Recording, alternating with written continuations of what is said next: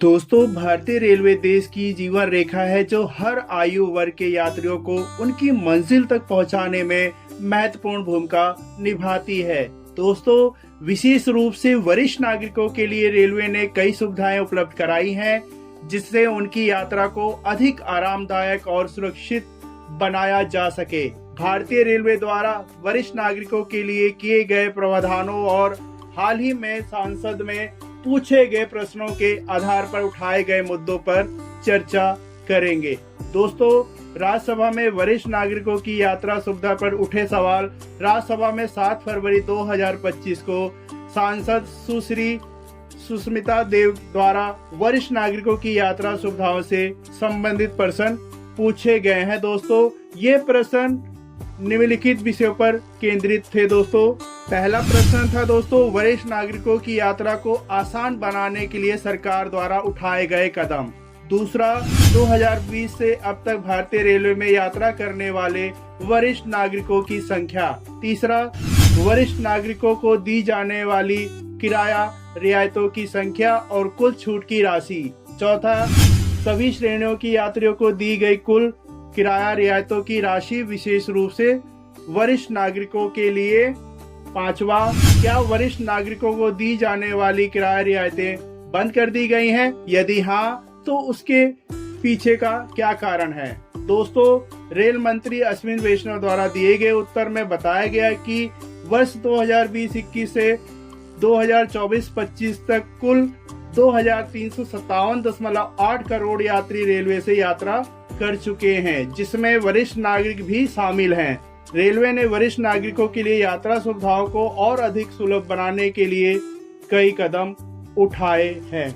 दोस्तों, वरिष्ठ नागरिकों के लिए रेलवे द्वारा उठाए गए कदम। भारतीय रेलवे ने वरिष्ठ नागरिकों की यात्रा को सुगम बनाने के लिए निम्नलिखित सुविधाएं प्रदान करी है। दोस्तों, सबसे पहला है लोअर बर्थ का प्रोविजन।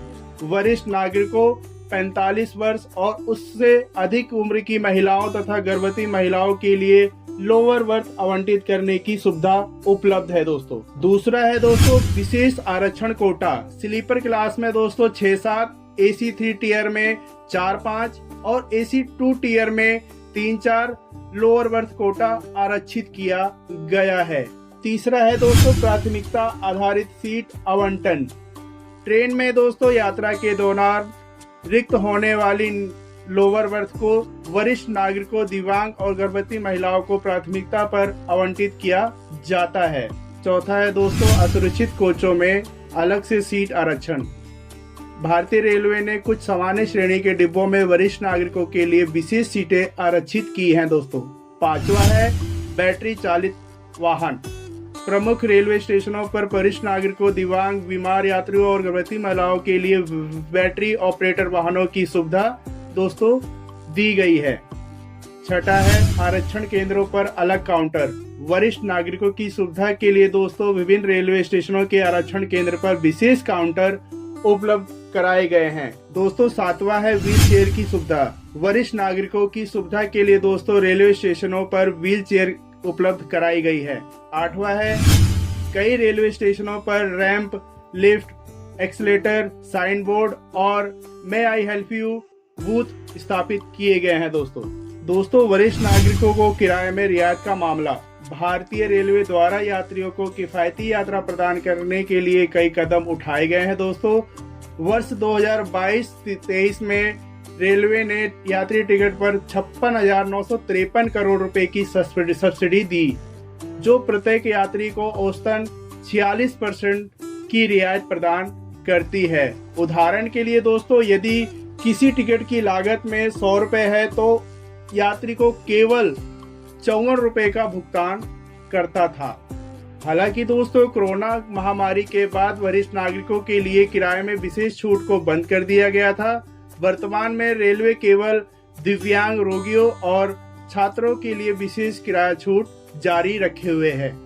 इसका जो निष्कर्ष निकलता है, भारतीय रेलवे वरिष्ठ नागरिकों की यात्रा को आरामदायक और सुरक्षित बनाने के लिए लगातार प्रयासरत है। हालांकि किराए में कुछ छूट को पुनः लागू करने की मांग लगातार उठ रही है। वरिष्ठ नागरिकों के लिए विशेष सुविधाओं को और अधिक विस्तृत करने की आवश्यकता है ताकि उनकी यात्रा अधिक सहज और सुविधाजनक हो सके। दोस्तों, रेलवे द्वारा पहले से उपलब्ध सुविधाओं को अधिक प्रभावी रूप से लागू करना भी महत्वपूर्ण है।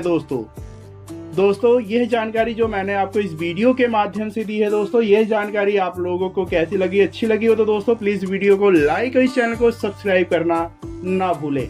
मिलते हैं दोस्तों ऐसी ही किसी नई जानकारी के साथ, तब तक के लिए नमस्कार, जय हिंद, वंदे मातरम।